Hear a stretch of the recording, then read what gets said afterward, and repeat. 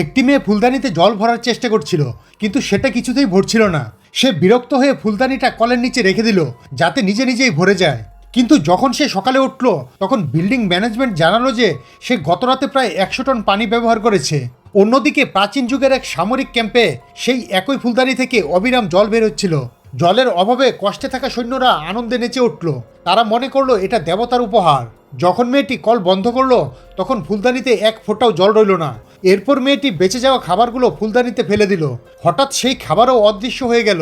ঠিক সেই মুহূর্তে প্রাচীন দুনিয়ায় সেই একই খাবার ফুলদানি থেকে বের হতে লাগলো।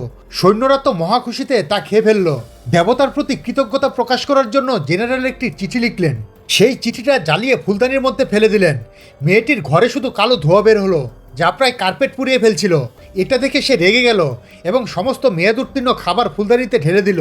সে এটা জানতো না যে এর কারণে প্রাচীন সৈনিকরা খুবই খুশি হচ্ছিল, কিন্তু সেই খাবার সবার জন্য যথেষ্ট ছিল না।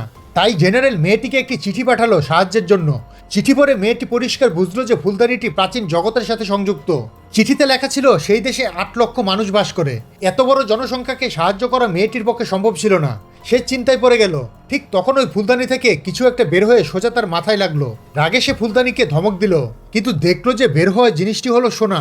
পরের মুহূর্তেই ফুলদানি থেকে সোনা ও রূপার বিপুল ধনসম্পদ বের হতে লাগলো। পুরো ঘরটা ধনসম্পদে পূর্ণ হয়ে গেল। এরপর মেয়েটি একটি ওয়াইনের কাপ পেল। সে সেটা একটি এন্টিক দোকানে নিয়ে গেল।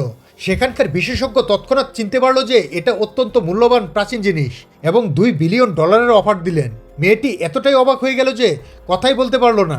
অবশেষে ট্রাক ভর্তি টাকা নিয়ে সে সবজি মার্কেটে পৌঁছালো। মাইকে ঘোষণা করলো, আমি পুরো মার্কেট কিনতে চাই।